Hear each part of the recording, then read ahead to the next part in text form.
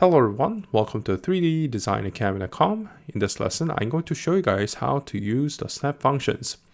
Like nurse modeling, snap functions are also used in SubD. So let's go through one by one. So the first thing I'm going to do is to show you guys how to do the grid snap. So in order to grid snap, there are two options. So you can either use the icon over here, which it says snap to grid, or you can also press Alt like this.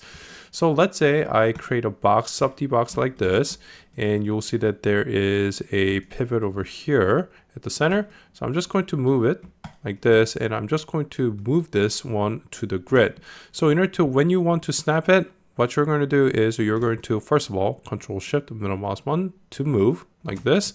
And I'm going to use the Alt button and just keep pressing it. And I'm just going to move the mouse around like this in order to snap to the grid. Now, one of the things that I use the grid snap the most is when you're trying to line up the CVs of the SubD to the grid so that it's symmetrical about both sides. So what I'm going to do is I'm just going to pick nothing.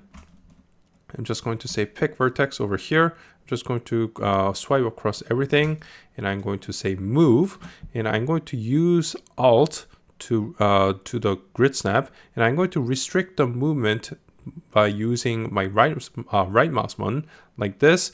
And when you press them together, it's going to snap all the CVs like this. So that is how you use the grid snap. All right, so next up is CV snap. So CV snap is also something that you're going to be using a lot, especially if you're trying to line up an object to a certain CV.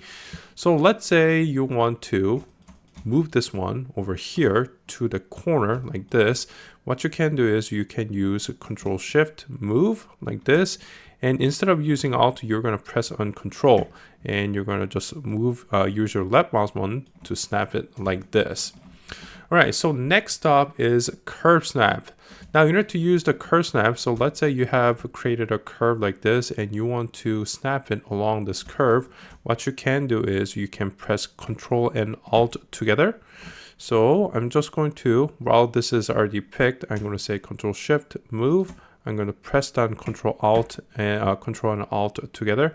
I'm just going to drag it across this curve over here, and you'll see that it lines up nicely. So that is how you use the basic snap functions. Now, while these keys can be used, I do prefer just using the shortcuts, the Control, the Alt, and the Control Alt, or these clutch keys. So I would just try to use them and get familiar with how to use them. All right, so with snapping, there's also restricting the movement. So let's say I want to snap. Well, basically, I showed you guys how to do that over here, but let's say you want to keep the position of this one exactly as is, but you want to restrict the movement. What you can do is you can combine it with the left mouse button, right mouse, middle mouse button, and the right mouse button to restrict the movement. So let's say you want to just line it up to this one. So in the top view, what I'm going to do is restrict the movement. Let's go ahead and say select move. What I'm going to do is I'm just going to restrict the movement to up and down by using my right mouse button, and I'm going to combine them with a grid snap in order to move it like this. Let's say you want to move this box over here to this point.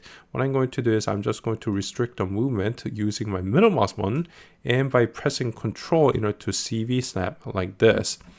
Now, let's say you want to move it over here. Now, this is, well, this is a curved, this curve has a little curvature to it. But let's say you want to do the same thing over here. Now, you can use your middle mouse button or, right mouse button in order to curve snap it over here. So let's say I wanted to do it in the middle. So let me just make sure that these snap functions are snap. I'm just going to change the snap division like this to 2. And I'm just going to restrict the movement to up and down. And I'm going to use my Control Alt clutch key in order to snap it right here. All right, so that is how to use the snap functions along with SubD. Thank you guys for watching, and see you in the next lesson.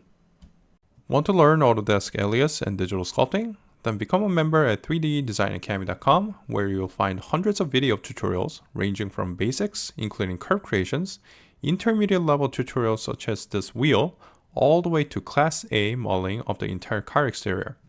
Interested? Visit 3ddesignacademy.com.